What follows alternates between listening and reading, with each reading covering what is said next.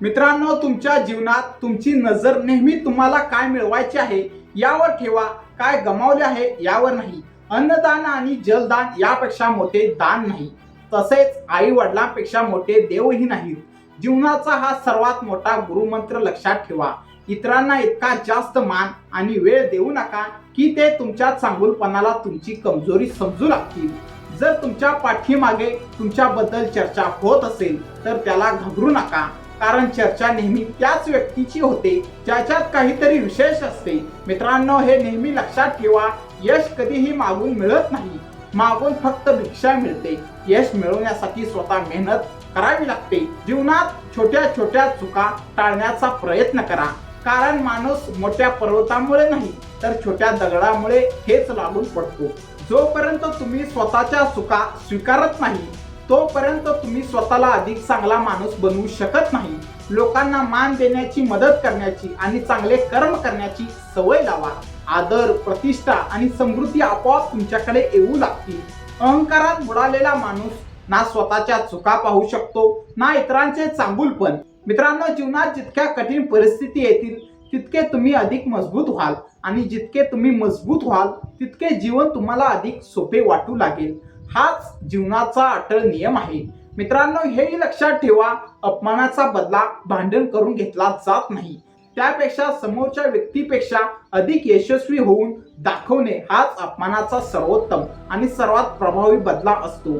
जर तुम्ही वाईट करण्याचा विचार करत असाल तर तो उद्यावर ढकलत राहा, पण जर चांगले काम करण्याचा विचार करत असेल तर ते आजच करा.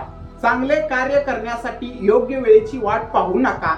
जो व्यक्ती तुमच्या सोबत राहूनही तुमची फसवणूक करतो त्याच्यापेक्षा मोठा शत्रू दुसरा कोणीही नसतो, आणि जो तुमच्या तोंडावर तुमच्या चुका स्पष्टपणे सांगतो त्याच्यापेक्षा मोठा मित्रही दुसरा कोणी नसतो. हे लक्षात ठेवा. स्पष्ट बोलणारी व्यक्ती कदाचित कडू वाटेल, पण ती विश्वासघातकी नसते. तुमच्या वाईट सवयींचा त्याग करा, कारण त्या तुमच्या प्रगतीच्या मार्गातील सर्वात मोठा अडथळा असतात. मित्रांनो, जीवन जगण्याचे दोन मार्ग आहेत. एक म्हणजे तुम्हाला जे आवडते ते मिळवण्याचा प्रयत्न करणे, आणि दुसरा म्हणजे जे मिळाले आहे त्यात आनंद मानायला शिकणे. कोणतीही वस्तू मिळवण्यापूर्वी तिची किंमत जास्त वाटते, पण माणसाची खरी किंमत अनेकदा त्याला गमावल्यानंतरच समजते. मित्रांनो, या जगात आई वडिलांचे प्रेमच एकमेव असे आहे जे कोणत्याही अटींशिवाय आणि मोबदल्याशिवाय मिळते. इतर प्रत्येक नात्यासाठी काही ना काही किंमत मोजावी लागते. कोणी तुमचा अपमान केला तर त्याला इतक्या आदराने उत्तर द्या की त्यालाच स्वतःच्या वागण्याची लाज वाटली पाहिजे. मित्रांनो, जोपर्यंत तुम्ही तुमच्या प्रत्येक समस्येसाठी इतरांना दोष देत राहाल तोपर्यंत तुमच्या अडचणी कधीच संपणार नाहीत. शक्य तितके अधिक ऐका आणि शक्य तितके कमी बोला. कदाचित म्हणूनच परमेश्वराने आपल्याला दोन कान आणि एकच तोंड दिले आहे. जीवनात क्षमाशील व्हा. गरज पडल्यास पुन्हा पुन्हा माफ करा, पण विश्वास ठेवताना विवेक बाळगा, कारण विश्वास हा विचारपूर्वक ठेवण्याची गोष्ट आहे.